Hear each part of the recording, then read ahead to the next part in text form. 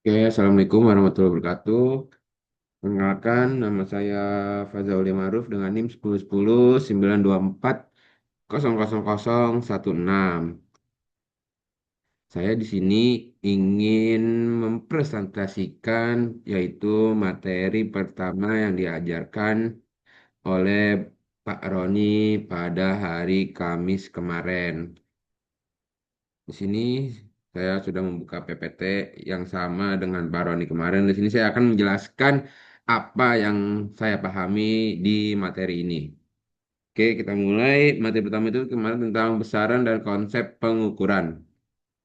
Oke, di sini ada learning outcome, yaitu mahasiswa mampu memahami dan menerapkan besaran dan satuan yang tepat dalam setiap kegiatan pengukuran yang dilakukan. Dan itu harus mahasiswa mampu mengklarifikasi alat ukur berdasarkan fungsinya serta elemen-elemen yang terlibat dalam suatu alat ukur. Jadi di sini tuh diminta agar kita dapat memahami dan dapat mengklarifikasi apa aja yang ada di PPT ini dan memahami dan bisa menerapkan di kehidupan kita. Dan itu mengukur berdasarkan fungsinya. Oke, lanjut.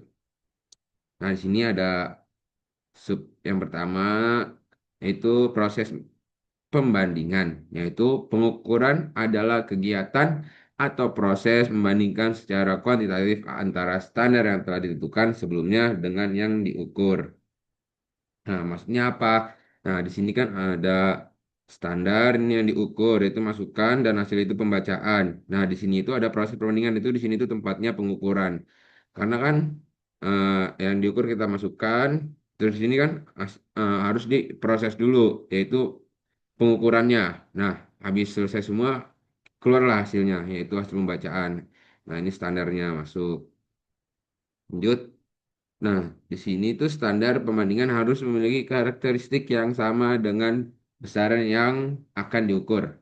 Nah, di sini juga ada perlu nih hal-hal yang diketahui sebelum melakukan proses perbandingan. Yang pertama, mengetahui besaran yang diukur. Kedua, hukum fisika yang berkaitan dengan besaran tersebut. Terus, spesifikasi alat ukur yang digunakan. Terus yang selanjutnya, proses pengukuran termasuk tahapan yang akan dilakukan, terus kualifikasi operator atau pelaksanaan pengukuran, terus yaitu ada kondisi lingkungan. Nah, di sini juga ada pengukuran itu merupakan elemen dasar dalam setiap proses pengendalian atau control proses. Terus dibutuhkan penyimpangan atau error pengukuran antara untuk kerja nyata dengan yang diharapkan. Terus di sini ada masalah teknik pengukuran adalah menentukan pengaruh sistem pengukuran dan sistem pengendalian dalam bentuk hubungan fungsional yang terdapat di antara besaran fisis. Nah, apa sih contohnya? Nah, contohnya adalah seseorang engineer harus memiliki pengetahuan tentang prinsip-prinsip dasar berbagai jenis instrumen yang dibutuhkan dan menentukan variabel fisis apa yang diukur. Di sini juga ada besaran dan satuan. Nah, di sini ada besaran itu dari tiga jenis, yaitu ada besaran pokok, besaran tambahan, dan besaran turunan. Apa sih besaran pokok itu? Besaran pokok itu adalah besaran yang tidak bergantung pada besaran lain. Sedangkan besaran tambahan adalah besaran yang melengkapi besaran pokok. Dan besaran turunan itu adalah besaran yang diturunkan dari besaran pokok. Nah, di sini itu ada besaran variabel, atau pengukurannya itu pertama variabel panas yaitu panas jenis dan energi kalor. Terus ada variabel gaya torsi tekanan dan ada variabel lanjutan yaitu aliran kecepatan dan percepatan dan juga ada variabel kuantitas yaitu berat massa dan variabel sifat-sifat material yaitu kerapatan humidity dan viskositas.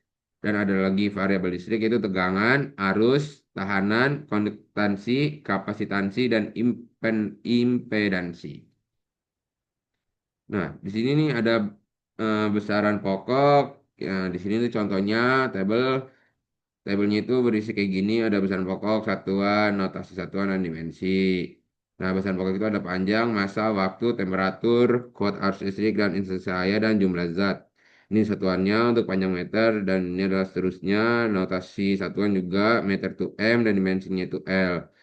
Nah, sedangkan besaran tambahan itu ada sudut dan ruang. Sedangkan besaran sekunder itu ada gaya, energi, daya, tekanan, frekuensi, dan lain-lainnya.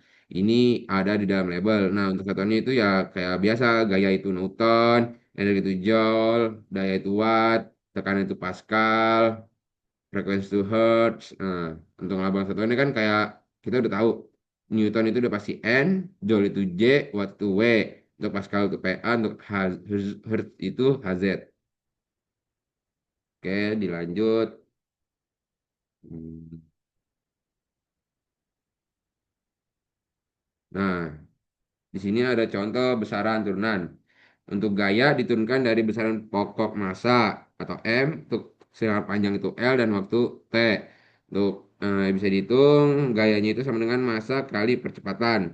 Bisa dihitung juga massa kan tadi kita tahu itu satuannya adalah kilogram dikali panjang satunya M per waktu kuadrat sama dengan kilogram massa M per S. S itu untuk satuan waktu.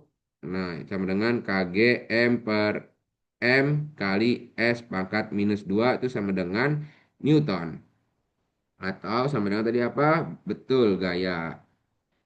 Jadi itu ntar ini rumus ini adalah untuk rumus mencari gaya atau Newton. Nah, sedangkan kalau kerja atau usaha yang dilemakan W diturunkan dari besaran pokok massa M, panjang L, dan waktu T. Nah, untuk rumusnya itu adalah kerja usaha sama dengan gaya kali perpindahan. Itu sama dengan massa dikali percepatan dikali meter per second kuadrat. Dan dikali lagi perpindahan. Untuk kita jadinya itu massa dikali panjang per waktu kuadrat kali panjang. Itu sama dengan KG kali M per second S kuadrat kali M itu sama dengan Newton minus M atau sama dengan NM atau sama dengan Joule. Oke, lanjut. Nah, di sini ada satuan adalah pernyataan untuk menyatakan ukuran dari suatu besaran. Contohnya adalah sistem satuan atau metrik dan British. Untuk sistem internasional menggunakan satuan metrik. Untuk satuan ada dua, yaitu sistem MKS atau meter kilogram second dan sistem CGS centimeter gram second. Lanjut. Nah, di sini kita masuk dimensi. Apa sih dimensi? Dimensi adalah suatu bentuk penulisan formula fisika dengan menggunakan besaran-besaran pokok. Dimensi dari suatu besaran menunjukkan cara besaran tersebut. Dari suatu besaran menunjukkan secara besaran tersebut tersusun dari besaran pokok. Nah, dimensi suatu besaran dinyatakan dengan notasi huruf besar dalam tanda kurung besar. Atau begini nih. Oke. Nah, contohnya itu adalah massa, dan lupa kurung begini itu M, panjang L, waktu T, suhu theta, arus listrik I, itu saya J, dan jumlah Z itu adalah N. Tahu kan tadi ini apa? N itu Newton, J, Joule gitu. Oke. Nah, contohnya nih, untuk kecepatan, V sama dengan meter per second atau L per T sama dengan L kali T pangkat minus 1. Untuk percepatan sama dengan A sama dengan meter per second atau L per T kuadrat sama dengan LT pangkat minus 2. Untuk gaya sama dengan MA kali KG kali M meter per second kuadrat sama dengan ML kali L per T kuadrat sama dengan MLT minus 2 pangkat minus 2.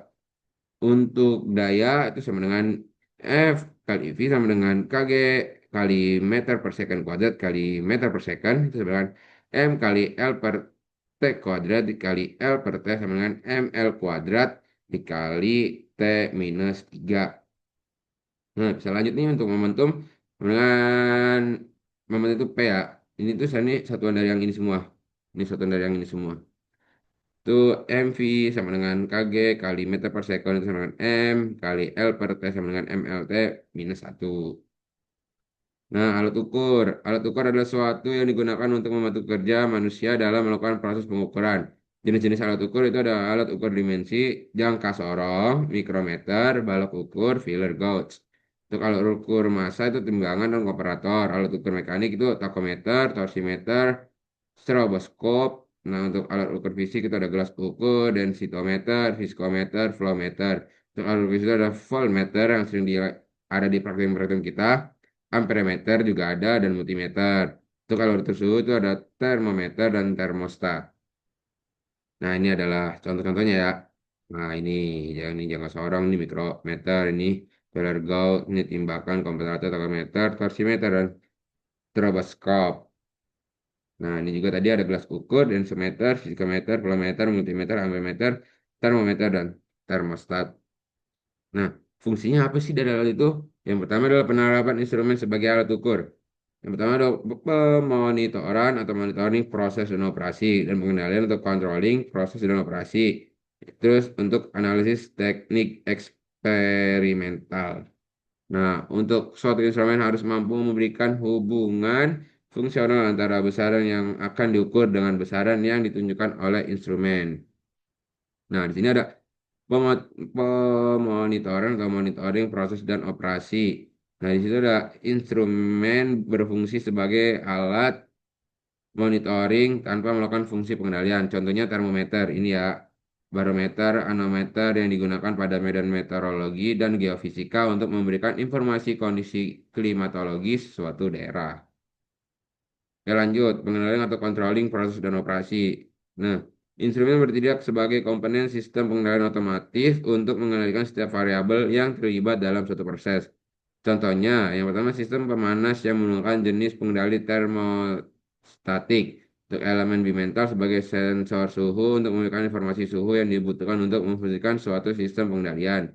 Ini adalah contohnya gangguan proses, terus pertama itu energi dan atau bahan masukan masuk ke sini. Terus ini adalah gangguannya itu adalah prosesnya terus terkendali variabel terkendali. Terus di sini langsung masuk ke elemen pengukuran terus masuk ke pengendalian. Nah, ini itu termasuk dari nilai variabel terkendali yang diinginkan. Terus langsung ke sini elemen pengendali air dan seterusnya. Di sini tuh muter terus. Nah, terus ada analisis teknik eksperimen. Cara menyelesaikan masalah teknis dapat dilakukan dengan dua cara, yaitu metode teoritis dan metode eksperimen. Nah, di sini ada masalah yang berhubung dengan pengetahuan baru sering membutuhkan studi eksperimen. Nah, di sini kita masuk nih. Apa sih tadi kan di atas bahas nih. Apa sih metode teoritis? Itu lebih bersifat, yaitu pertama lebih bersifat untuk aplikasi umum dibanding aplikasi khusus. Selalu membutuhkan asumsi penyederhanaan, mengkaji bukan pada sistem fisik sebenarnya, tetapi penyederhanaan dari model matematis. Tidak membutuhkan banyak waktu untuk membuat model, merakit dan memeriksa instrumen dan pengumpulan data. Nah, di sini juga ada metode eksperimen. Memang lebih berlaku pada sistem teruji yang dikaji, tidak membutuhkan asumsi penyederhanaan jika pengujian dilakukan pada sistem yang sebenarnya. Perilaku sebenarnya dari sistem dapat terungkap.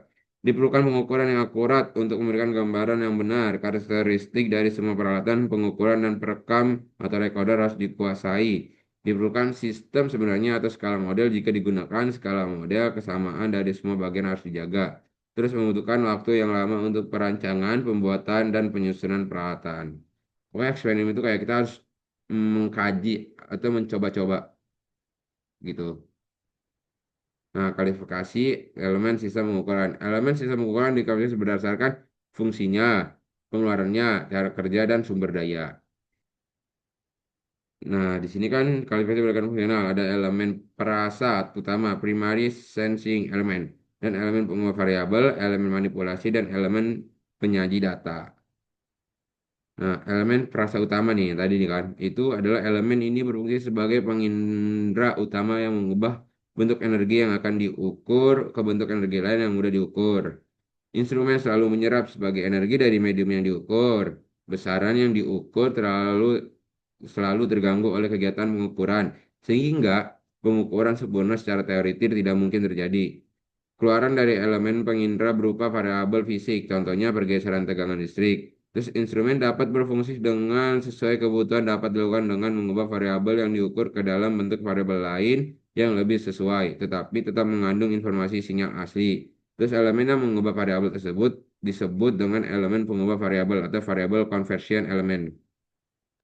Nah, di sini kan tadi kan ada tuh elemen pengubah variabel disebut dengan elemen sekunder atau transducer untuk memperkuat atau memperjelas sinyal yang diterima dari sensor dan mengirimkan hasilnya untuk penunjuk atau indikator atau recorder maupun controller. Contohnya transducer pada mikrometer berupa sistem ulir presisi dan pada dial induktor berupa sistem roda gigi yang dapat mengubah dari gerakan linier menjadi gerak putar pada indikator.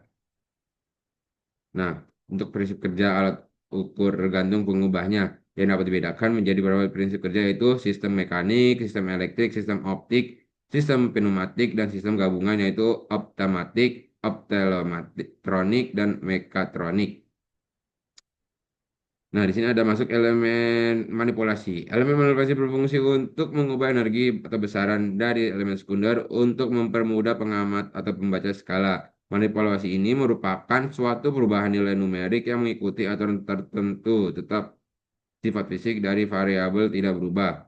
Contohnya itu suatu penguat elektronik menerima sinyal keluaran yang tetap berupa tegangan, tetapi beberapa kali lipat lebih besar dari masukannya. Untuk fungsi umumnya dari elemen manipulasi adalah untuk mengurangi kesalahan, linearisasi, dan membesar skala. Nah, di sini masuk elemen penyaji data, berfungsi untuk menayangkan data pengukuran yang berupa garis-garis skala pada mikrometer atau jarum yang bergerak di atas skala dan perekaman dari pena yang bergerak di atas kertas grafik. Istilah yang berkaitan dengan komponen instrumen yaitu pemacar dan penerima, pemberi tanda signal monitoring atau terus penunjuk atau meter atau indikator, perekam atau recorder kayak gini nih. Kan kita lagi recorder, kita register. Nah, untuk itunya begini nih. Besaran yang diukur masuk ke elemen besar utama terus langsung masuk ke pengubah elemen terus langsung masuk ke elemen manipulasi masuk lagi ke elemen transmisi dan elemen penyaji data tuh yang masuk ke kualifikasi sistem pengukuran kualifikasi berdasarkan output yaitu instrumen dikelompokkan menjadi instrumen dengan keluaran kuantitatif dan instrumen dengan keluaran kualitatif. Contohnya timbangan termometer itu keluaran kuantitatif, mesin cuci dan kalorimeter itu keluaran kualitatif. Oke, masuk ke kualifikasi elemen sistem pengukuran. Kualifikasi berdasarkan prinsip kerjanya itu adalah instrumen dikelompokkan menjadi instrumen manual dan otomatis. Untuk instrumen manual membutuhkan tenaga operator atau manusia. Instrumen otomatis tidak membutuhkan tenaga operator. Contohnya untuk manual itu gelas ukur dan jangka sorong. Tadi ya gelas ukur itu kayak produk kimia gitu. Dan jangka sorong itu biasanya untuk mengukur diameter begitu. Nah, otomatis itu adalah arloji berupa jam. Itu arloji itu kadang-kadang bisa bisa jam dan termostat. Nah, di sini klarifikasi berdasarkan sumber dayanya. Instrumen dibedakan menjadi self-operated dan power-operated. Nah, untuk instrumen self-operated, sama dengan energi yang diukur langsung menjadi sumber daya sehingga tidak membutuhkan sumber daya luar. Contohnya termometer, air raksa, dan barometer. Untuk instrumen power-operated, ditambah dengan instrumen yang harus diberi sumber daya dari luar atau power supply. Contohnya osiloskop yang bisa dipraktikum dan radio. Tuh. Untuk, untuk tahapan sistem pengukuran, ada tiga tahapan pengaturan sistem atau pengukuran atau instrumen. Pertama, tahap decoder, terus atau sampai transducer, terus tahap antara antara atau tingkat penyiapan sinyal, terus tahap akhir atau tahap pembacaan. Ini kan pertama tahap decoder, terus tahap antara, terus langsung ke tahap keluaran. Nah, di sini tuh termasuk nih variabel fisik yang diukur dari sini, terus sini sumber sinyal kalibrasi yang fisik yang diketahui masuk masuk nah di sini tuh.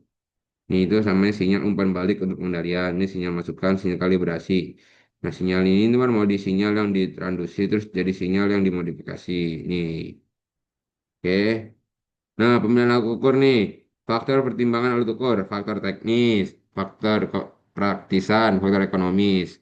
Terus yang kedua itu spesifikasi alat ukur, daerah pengukuran atau range, rentang pengukuran atau span, ketelitian adalah akurasi, ketepatan atau precision, atau kemampuan bacaan dan kepekaan atau sensitivity. Ini biasanya alat yang buat mengukur nih.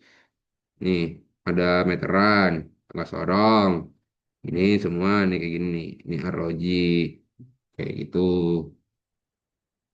Nah, di sini ada ketelitian akurasi. Akurasi adalah benda maksimum antara penunjuk instrumen dengan nilai sebenarnya. Akurasi berdasarkan pembacaan. Itu ada rumusnya itu ACC sama dengan VT, VR minus VA per VA kali 100%. Dengan VR itu hasil pengukuran, VI itu adalah harga atau nilai sebenarnya dari besaran yang diukur untuk VVS adalah batas arah skala maksimum instrumen. Misalnya pengukuran tekanan dengan skala maksimum 100 kPa yang memiliki ketegangan 1% skala penuh, maka kemungkinan error yang terjadi adalah plus minus 1 per 100 kali 100 kPa sama dengan plus minus 1 kPa. Nah, sini juga ada nih akurasi berdasarkan skala penuh. Yang tadi ada VS ini, cuma diganti dari ini doang. Oke, lanjut. Ketetapan. Ketetapan adalah kemampuan instrumen dalam menghasilkan atau menunjukkan ulang pembacaan alat ukur yang digunakan untuk mengukur objek yang sama di tempat yang sama, serta dalam waktu yang hampir bersamaan. Nah, sini adalah ketepatan rumusnya V IM kurang VR per VA kali 100%. Dengan VRM menunjukkan maksimum atau minimum. Vektor VR adalah harga rata-rata pengukuran dan VA adalah nilai sebenarnya. Nah, contohnya nih, suatu instrumen digunakan untuk mengukur tenaga listrik yang nilai sebenarnya 100 volt, 100 V. Terus hasil pengukuran dilakukan sebanyak 5 kali. Didapatkan hasil sebagai berikut, 104, 103, 105, 103, dan 105 volt. Untuk penyesuaiannya akurasi. Nah, kita pakai rumus yang tadi yang ini nih. 105 itu adalah maksimumnya kan nih. Dari nilai ini nih, yang paling gede ini 105 per 100 rata-rata jangkauannya, terus per PA ya kan nilai sebenarnya itu kali 100% yang hasilnya 5% sama dengan 5V. Untuk ketetapannya itu 105 per 104 ya kan tadi nih, rumus ketetapan tadi yang di atas nih. Nah tuh 104 per 100 kali 1% itu adalah plus 1% atau 1 plus 1 volt. Nah, di sini juga bisa nih atau 103 min 104 per 100 sama dengan min 1% atau min 1 volt. Jadi ketetapan alur ukur tersebut adalah plus minus 1% atau plus minus 1 volt. Tuh, kelewatan. Kalibrasi. Kalibrasi merupakan kalau produser pengujian kemampuan pengukuran suatu instrumen. Kalibrasi dilakukan dengan cara membandingkan alat ukur yang diperiksa dengan standar ukur yang relevan dan diketahui lebih tinggi nilai ukurnya. Untuk manfaat kalibrasi yaitu menentukan error, meningkatkan akurasi instrumen, menentukan skala instrumen. Terus nilai terukur dalam kalibrasi dapat dipantau untuk memberikan tindakan yang tepat jika penyampaian error yang terjadi sudah di luar batas toleransi yang diizinkan terhadap spesifikasi standar alat ukur. Nah, di sini juga ada nih 3 cara kalibrasi pada suatu instrumen, yaitu dengan membandingkan instrumen terhadap pertama, standar primer berada di Badan Standar Nasional. Dua, standar sekunder yaitu instrumen yang memiliki akurasi lebih tinggi. Tiga adalah besaran masukan yang telah diketahui nilainya. Contohnya itu ada volumeter dikalibrasi, yaitu yang pertama nih, membandingkan dengan volumeter yang memiliki Badan Standar Nasional, terus membandingkan dengan volumeter yang akurasinya telah diketahui dan lebih tinggi, terus melakukan pengukuran secara langsung terhadap sejumlah fluida yang sudah diketahui volumenya, dan mencatat waktu alir fluida tersebut. Nah, segitu tuh yang saya pahami nih Pak. Kurang lebihnya gitu yang saya pahami Pak. Pokoknya itu di sini tuh masih awal kayak kita harus tahu nih cara alat ukurnya, rumus-rumus alat ukurnya, dan paham nih alat ukur apa aja misalnya untuk mengukur ketetapatan, kalibrasi yang tadi itu. Itu Pak. Mungkin sekian dari saya. Kurang lebihnya mohon maaf. Wassalamualaikum warahmatullahi wabarakatuh. Bye-bye.